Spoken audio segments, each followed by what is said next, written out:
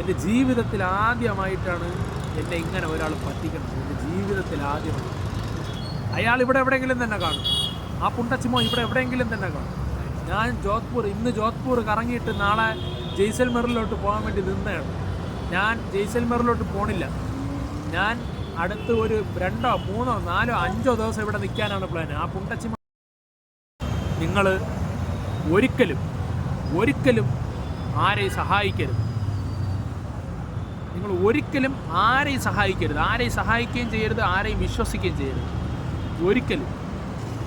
ഒരു സോളോ ട്രിപ്പായിട്ട് ഇങ്ങോട്ട് വന്നതായിരുന്നു രാജസ്ഥാനിൽ. അപ്പം ഇന്നലെ ജയ്പൂരിൽ നിന്ന് ട്രെയിൻ കയറി രാജസ്ഥാനിലോട്ട് വന്നു. ഞാനാണെങ്കിൽ റൂമൊന്നും എടുക്കില്ല, റെയിൽവേ സ്റ്റേഷനിലാണ് കിടന്നുറങ്ങണത് രാത്രി.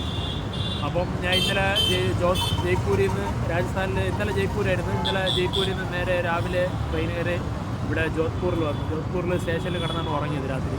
രാവിലെ 10 മണിയായപ്പോഴത്തേക്ക് എണീറ്റപ്പോഴത്തേക്കും ഒരു മലയാളി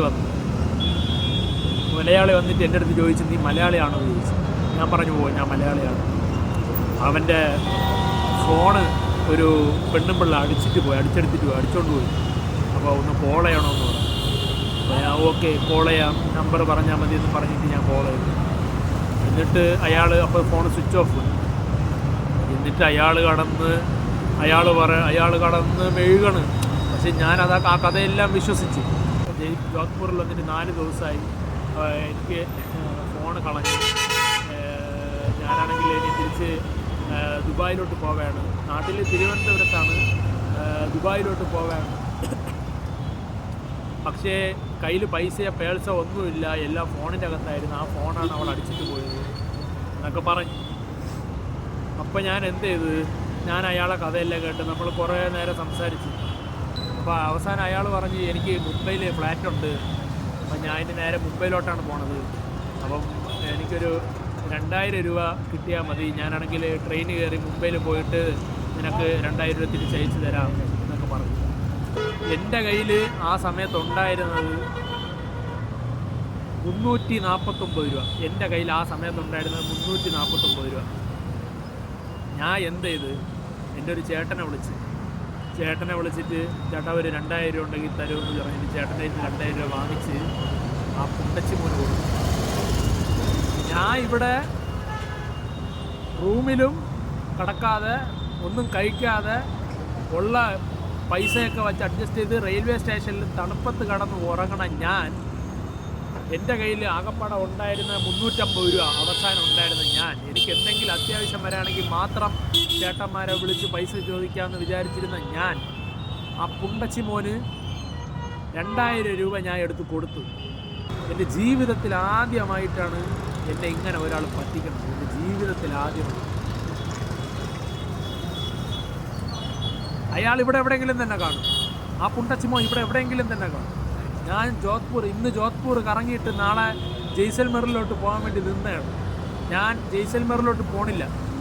ഞാൻ അടുത്ത് ഒരു 2, 3, 4, 5 ദിവസം ഇവിടെ നിൽക്കാനാണ് പ്ലാൻ. ആ പുണ്ടച്ചിമോ ഇവിടെ എവിടെയെങ്കിലും തന്നെ കാണും. അവൻ അടുത്ത ആളെ പറ്റിക്കാൻ വേണ്ടി എന്തായാലും റെയിൽവേ സ്റ്റേഷനിലോട്ട് വരും. അന്ന് ഒരു 5 ദിവസം മിനിമം ഞാൻ ഒരു 5 ദിവസം ഇവിടെ നിന്നിരിക്കും. ആ പുണ്ടച്ചിമോൻ എൻ്റെ കയ്യിൽ കിട്ടിയ അവൻ്റെ അന്ത്യമാണ്. അവൻ്റെ അന്ത്യം.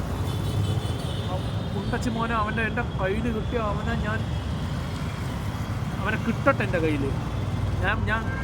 ഞാൻ പോണില്ല, ഞാൻ ഒരിടത്തും പോണില്ല. ഞാൻ ജോധ്പൂരിൽ തന്നെ, ജോധ്പൂർ റെയിൽവേ സ്റ്റേഷൻ്റെ ഭാഗത്ത് തന്നെ കാണും. ആ പുണ്ടച്ചിമോനെ അവൻ്റെ ഏത് ഇരുട്ടിലും എനിക്ക് അവനെ അറിയാം. ആ പുണ്ടച്ചിമോൻ, ആ കണ്ണാടി വെച്ച ആ കഷണ്ടിത്തലേനെ ഏത് ഇരുട്ടിലും എനിക്കറിയാം.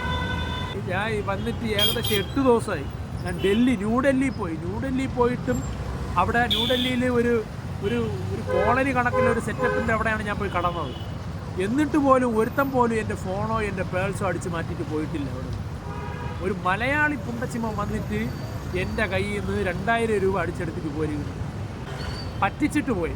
അടിച്ചെടുത്തുകൊണ്ട് പോയെന്ന് പറയാൻ പറ്റില്ല, എന്നെ പറ്റിച്ചിട്ട് പോയി.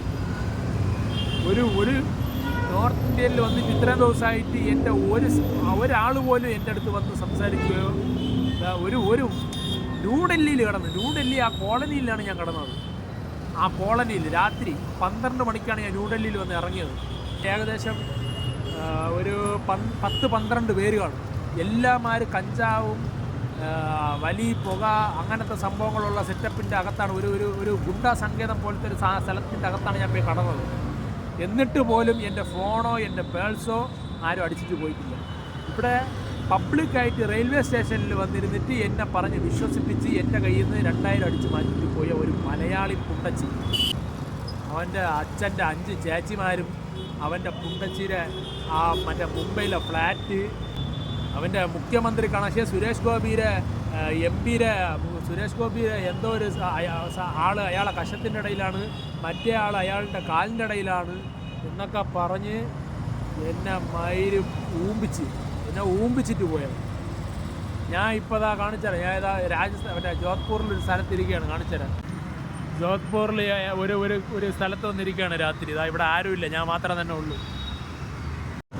അയാളൊരു 3 മണിക്കെന്തോ പോയത്. അപ്പോൾ ഞാൻ 3 മണിക്ക് നേരം പിന്നെ സ്റ്റേഷനിൽ പോയി കടന്ന് ഉറങ്ങി എണീറ്റ് മണി ഇപ്പം എന്താ 9:50.